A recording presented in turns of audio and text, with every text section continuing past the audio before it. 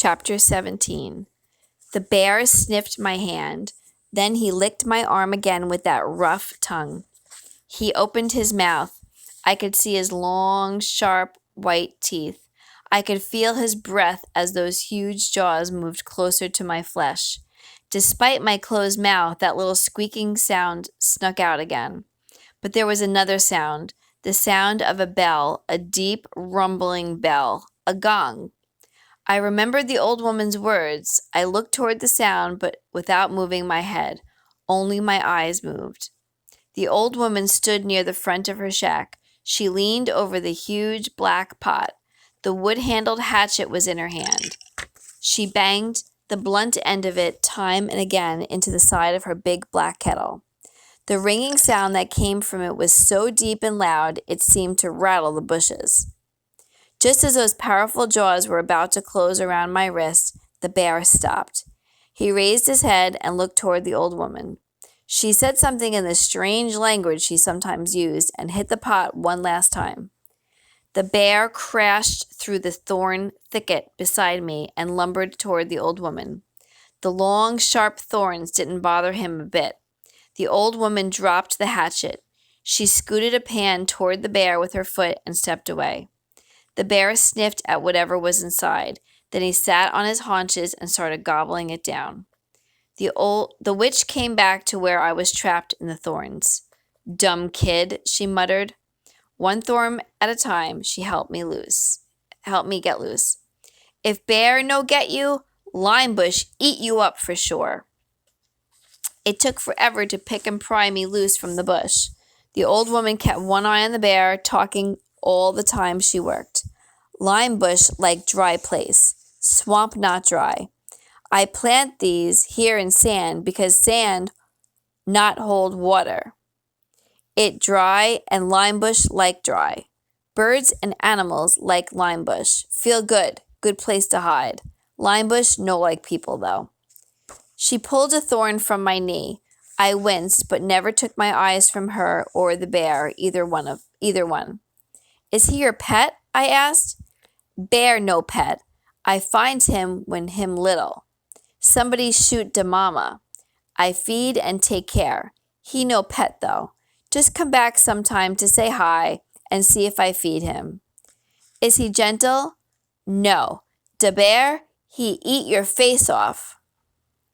"But he's a black bear. I thought they were supposed to be gentle. I mean, I know grizzlies aren't gentle, but wild bear, they stay away from people unless the peoples bothered them." "I didn't know there were any bears in Louisiana." "Not many," she said. "Lots in swamp. When I was young woman. Not many now." She frowned and unhooked a thorn from my shirt. "Why you try and run over de bear for?" I almost laughed. I didn't try to run over him. I was running to see what was making that gong sound, so I'd have more time to watch you and the animals. I came over the top of the hill, and there he was. I couldn't— "Stop!" Again, her crackly old voice was sharp and stern. I was almost free except for one sleeve that still had thorns laced through it, but I froze like she said. The old woman walked a few feet away and picked up a long piece of driftwood from the bank. Then she came back. Instead of trying to get loose, I just watched her. "I don't mean to bother you," I said as she came nearer. "I just love animals. If you don't want me around, that's okay, but at least I'd at least like to watch. I mean, you're great with the animals. I won't bother nothing. I just want to—" "Hush," she whispered. She stepped beside me and reached down with the point of the stick. There, near my foot, was a snake. It was less than a foot away. It was a blackish gray color and real thick. Gently, she eased the point of the stick under its belly and lifted it. Then she tossed it to the bank at the far end of the thicket. "You no belong here." She dropped the stick and glared at me. "You dumb kid. You get hurt. You keep coming here. De bear eat you up. Turtles eat you up. Water moccasin bite you. Even lime bush eat you up. You go home. At last, I was free from the thorns. She kind of gave me a little shove toward the bridge. You go home and no come back. But, I stammered. She shoved me again. I made my way across the one wooden board to the far bank. It was kind of like walking a tightrope. Can't I just watch the animals from over here? Go home. Pouting, I turned and started up the path. You not just dumb, you stupid, I heard her call behind me. There was a different tone to her voice. Somehow her piercing, crackly voice sounded almost cheerful. You be so stupid that you do come back. You walk, no run. Only fool run from bear. I nodded to the bear, gobbling down food from the pan. I would have outrun him if I hadn't gotten stuck in that darn thorn bush. The old woman cocked her head to the side. You outrun the bear 'cause you run downhill. Bear not run too good downhill. You get lucky. You run uphill. The bear make you look like you backing up. He's so fast he bite your bottom off, and you not even know it gone. She pointed up the hill. You walk home. Sing, hum, whistle, make noise, and walk. I pointed at the bear. He was so busy filling his stomach, I could do flips and he wouldn't notice. The old witch just smiled. Does bear busy? Others come too sometimes. They maybe not so busy. You walk. The smile left my face and drooped clear down into my tennis shoes. I couldn't tell for sure if she was kidding about other bears. I didn't feel like taking any chances, though. My eyes darted in every direction as I started home. When Mama opened the screen door for me, I was still humming and whistling as I stepped up on my back porch. Where have you been? She greeted. It's almost dark and... Suddenly, I heard her gasp. What on earth happened to you, Ted? Your clothes are torn. You're bleeding. You look like you got into a fight with a bobcat. I glanced down at myself. I was kind of a mess. I wanted to tell Mama. It wasn't a bobcat. It was a bear. But the bear didn't get me because the witch saved me. Her lime bush got me, but she helped me get loose and keep me from getting bit by a water moccasin. And there are turtles and bears and every animal under the sun out there. But if I had told Mama what really happened, she'd probably have a heart attack. So, I was playing down by the river, I lied. I kind of got stuck in some briars. It doesn't hurt. I'm okay, really. I was okay, too. At least I was until Mama made me take my clothes off so she could doctor me. When she got the cotton balls and the hydrogen peroxide out and started dabbing all over all the little cuts and scratches, I wasn't okay anymore. Chapter 18. You're making it up, Jimmy scoffed. Am not. Are too. Am not, I protested. There really was a bear and a water moccasin and... John just sat there pouting and playing with his mashed potatoes. That's a bunch of bull, Jimmy muttered as he stuffed a bite of chicken fried steak into his mouth. I bet you ain't never been out there again. Just that time when I went with you. There ain't no bears left in Louisiana. Even I know that. The bell rang for recess. Jimmy and I jumped up to go dump our trays. Head hung low, Don shuffled along beside us. I guess I shouldn't have told Don and Jimmy. I only should have told Daddy. He would probably have been mad at me, but at least he would have believed me. Don and Jimmy didn't. Jimmy and I joined in the softball game. Don lay in the clover behind the wire backstop and didn't even watch. I didn't try to talk to either one of them again about the witch of Blackwater Swamp. On the way inside for the 5th hour class, Jimmy invited us to come over his house after school or ride to the park. We were at the door when he invited us. Don kicked the door open with his foot instead of reaching out to push it with his hand. Can't, he growled. Jimmy and I looked at him, wondering why he was acting so cranky. How come? I asked. Don turned to glare at me. 'Cause somebody stole my new bicycle. His eyes seemed to cloud up. We had one of those combination chains and had locked the bike on the back porch. Somebody cut the chain with something and just took my bike. That's terrible, Jimmy said. Only there was something in his voice that sounded like he really didn't care.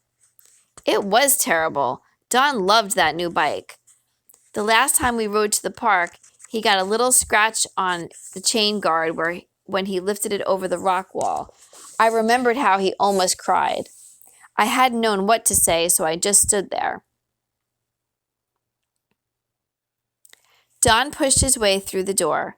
Daddy's talking about moving back to Austin. He's tired of having stuff stolen around here. Jimmy cocked his head to the side and sneered. Stuff don't get stolen, Austin? Don glared at him. Not like around here. Daddy says he's never seen a place like Lakeview. There's always someplace getting broken into or things being stolen. Jimmy's eyes got wide. He shook his finger at Don and me. I bet it's that old witch. She's always prowling around town at night, sneaking around in the dark. I almost laughed. She wouldn't steal anything, I told her. She just finds stuff for her animals, food or bandages or things like that. Jimmy shook his head. Bet she does more than find stuff. Bet she steals stuff. She's black, ain't she? Frowning, Don and I both looked at him. So? Jimmy shrugged. Well, you know how them people are. They're always stealing stuff and lying and things like that. I bet she's the one doing all that. That's the stupidest thing I ever heard, Don said. There's a bunch of black kids in my school in Austin. They didn't steal stuff. They were nice. Really nice. Yeah, I added. And what makes you think that you know so much about black people? Except for that old lady out in the swamp, there aren't any in Lakeview. Jimmy smiled. His chest kind of puffed out. That's on account of Bubba and his friends. They keep black folks run out of Lakeview. This one family tried to move in about 3 years ago. There was a lot of stuff getting stolen back then, too. Anyways, Bubba and his buddies nailed some wood together to make a cross and soaked it in gasoline, and Don and I looked at each other. Our eyes sort of rolled around. All we could do was shake our heads. We walked off and left Jimmy standing in the middle of the hall talking to himself. Soon as Bubba and his friends run them people out of town, the stealing stopped. Jimmy yelled down the hall at the top of his lungs. There weren't no more stores broken into. Nothing more got stolen after they run them people out of town. Still shaking our heads, Don and I ignored him and went on to class. Some of the kids in the hall acted like they were listening. Don and I weren't. Daddy had told me about prejudice, about how people didn't like or downright hated people who were a different color or who had a different religion or who were simply not the same as them. Jimmy was the first prejudiced person I'd ever run into. I remember Mama worrying about moving to Louisiana on account of she'd heard that Louisiana and Mississippi were full of prejudiced people. Daddy assured her that she was wrong. He told her it wasn't just the South. He said that most of the people he'd met or worked with in Louisiana and Mississippi were good, honest, hardworking people. I've met enough prejudiced people in Oklahoma and Wyoming and even New York and New Jersey to know that the South isn't the only place where people are like that. I remember him telling us. There's places all over the country where somehow ignorant and mean people just happen to get together. After listening to Jimmy, I figured Lakeview just happened to be one of those places. Then I remembered Mr. Parsons and my teachers and most everybody else in town. They weren't like Jimmy or his cousin, not at all. So I figured that maybe Daddy was wrong. Maybe it wasn't places at all. Maybe it was just dumb, nasty people that made it seem that way. Whatever, it was awfully complicated, and right now I had math with Mrs. Saxon. I quit thinking about it and trotted off to class. Daddy says he's getting sick of it, and so is everyone in town. Don told us what else his dad had said when we met in the hall between 5th and 6th period.